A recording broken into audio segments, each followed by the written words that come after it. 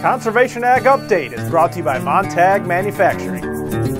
I'm Mackane Vogel, Managing Editor at No-Till Farmer. I'm here at Commodity Classic with Nikki from Farm Wife, Farm Life. And welcome to Conservation Ag Update.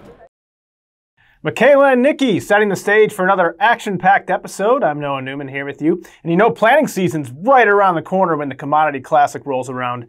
Michaela caught up with several no-tillers at the event in Houston, and it's no surprise that many of them said their top concern heading into the spring is a lack of moisture. So I'm going into a fourth year of a drought, and that really worries me. And we've had record highs lately. In February, my neighbor was out, I just took a picture, my neighbor was out tiling, putting field tile in February. So that's never happened before. So the concern and lack of moisture is top in my mind. So, but for no-tilling, that works pretty good. I'll just set the planter a little bit deeper and have at her.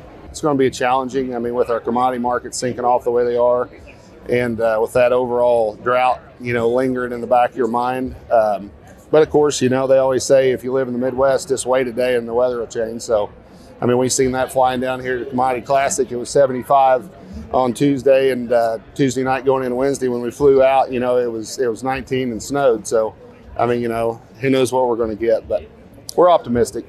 You can't do anything for dry weather, but it would be an early planting season with these kind of temperatures and dryness. The crop will go in potentially a month early. It reminds me of 2012. Love the optimism there. Strip tillers, meanwhile, are also itching to fire up their strip till rigs, unless they already made strips in the fall, like many of you have, like Sandusky, Ohio's Brad Weaver did. But John Hansen's getting ready to make his strips next week if the weather cooperates in Iowa. So let's get their perspective on 2024. We've had a mild winter. We haven't had a lot of snow, but we've had a decent amount of precipitation. So water-wise, I think we're sitting very, very good with our water table right now. In Ohio, it just depends on the weather. We might be able to start planting April 10th, or it might be May 10th. So that 4-week spell, I mean, is it's very iffy. I mean, we're either gonna have a nice relaxing spring, or by the time May 10th comes around, I mean, it's go, go, go, go as fast as we can. So that's why we like about fall stripping is we have that, our P&K is already out there, so we can go and plant if we want to. We don't have to come back in strips. That's why we try to get as much done in the fall as we can. They're talking maybe 70s next week. Maybe we'll go in and strip next week, and we'll do our dry and our urea, starter urea, about 30 pounds of urea. Then we do a sulfur product, AMS or something, we throw it all in there at the same time. Then we'll strip all our acres, then we'll go back and plant our corn whenever, after April 11th we can plant. So whenever around that date that's fit, we'll go in there and just plant it all and then move to beans. So. Yeah, and after making his strips, Hansen says he only has to wait about 1 to 2 hours before he can start planting corn. I tell you who a busy guy around here is, Associate Editor Mackane Vogel. He's getting ready for next week's National Cover Crop Summit, and he's standing by right now with a preview in today's Cover Crop Connection. Thanks, Noah. Mackane Vogel here with this week's Cover Crop Connection. The 2024 National Cover Crop Summit takes place online from March 12th to 14th and features a stacked lineup of 7 different sessions on all things cover crops. Check out this preview of Missouri agronomist Rob Meyer's presentation on cover crops and how this should be managed during a drought versus during an especially wet season. And wet years. We've got data now from thousands of farms in the wet year of 2019, how cover crops impacted that situation. So I'm going to share some data and some farmer experience and some insights on how cover crops can impact our soil moisture in a lot of different situations. And of course, we do need to be careful how we manage the cover crop to avoid over drying the soil in a dry spring. So I'll talk a little bit about that as well.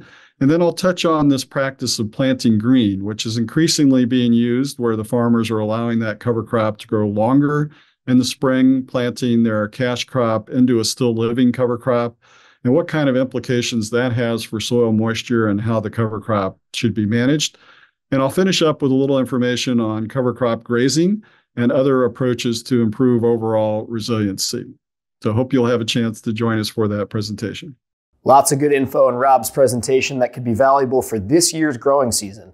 The summit also features Jim Horman, Matt Burkholder, Michael Vitiso, Rob Dowdle, Aaron Silva, Andrew McGuire, Macaulay Kincaid, and James Hepp. It's going to be a great event that you don't want to miss, so head to covercropsummit.com to sign up for free. That's all for this week's Cover Crop Connection. Until next week, back to you, Noah. Thank you very much, Mackane. Looking forward to checking out the summit. Back to Houston we go now to check out some new equipment that was on display at the Commodity Classic. John Deere made a flurry of introductions, unveiling the new S7 Series Combine, 9RX tractor models, C-Series air cart line, and See & Spray premium availability on the 2025 Hagie STS. So we also got our first look at this new narrow transport 13-foot box drill from Great Plains, and Doug Jennings fills us in on the machine's hydraulic down pressure that allows no-tillers to attack difficult planting conditions. Adjustable by moving a single pin to adjust how much down pressure we need on the row units to ensure that the double disc, where one blade leads the other one, slices through residue in a light no-till situation or minimum till situation, so we ensure that we don't have residue in the seed trench. So we plant that seed precisely at the depth that we desire to get that crop to emerge in a uniform fashion to maximize yields. Follow that with a variety of closing wheels that we do on the back to take us to another level in closing seed trenches, depending on the conditions that we're working in. And there were a lot of great presentations throughout the week at the Commodity Classic as well. Secretary of Ag Tom Vilsack and EPA Administrator Michael Regan addressed the crowd. And no-till legend Marion Calmer hosted a panel discussion about vertical stratification with yield champions Randy Dowdy, David Hula, and Eric Reed. Now, one of the highlights included Dowdy answering a question from the crowd about dry and liquid fertilizers. With the economics the way they are, I mean, if you can't apply dry and get it banded, then liquid may be a good option. You just got to weigh the cost. I mean, the beauty of liquid is it's already in solution. Now you just need to get it down in the root zone, okay? So the dry fertilizer, sometimes you can get more elemental pounds for the dollar, but now you got to figure out a way to get it banded. Now that's a strip-till rig. You've already talked about different costs associated with that. Sometimes it's easier to do it with liquid, you know, with a side dress rig or with the planter. And that wraps up our Commodity Classic coverage. But before we go, let's head back to the National Farm Machinery Show for the video of the week. Ag Tire Talk's James Tuschner catches up with Case IH product manager Matt Booms for a look at their new Quadtrac undercarriage. We've got multiple moving parts. Yep. We take a lot of the same bearings and wheels and components off of our rigid undercarriage. Looks similar.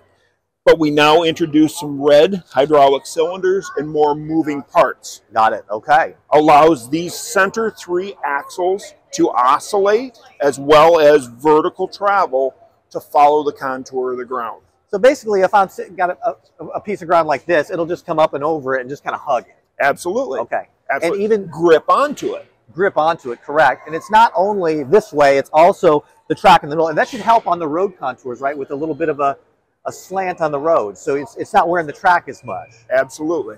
Our traditional track machine is on the road. Any crack in the road might show a little bit of a vibration or a spike in pressure. Right. This will absorb that. So at the end of the day, really what the producer is going to glean from this is better fuel economy because of the better contact patch, correct? Yep. Reduced soil compaction, right? Because we've got all square inches on the ground. Yep. And the big benefit of rider comfort. Absolutely. And machine longevity. Oh, the machine longevity. And then let's add in one more factor, a little bit more transport speed. Yeah, Boom says it has a transport speed of up to 26.5 miles per hour. Got a story idea? Shoot me an email at innewman@lessitermedia.com. Thanks to Michaela Faulkner for all her hard work out in Houston, gathering that great Commodity Classic coverage for us. And thank you, as always, for taking time out of your busy day to tune in to Conservation Ag Update. I'm Noah Newman. See you next time.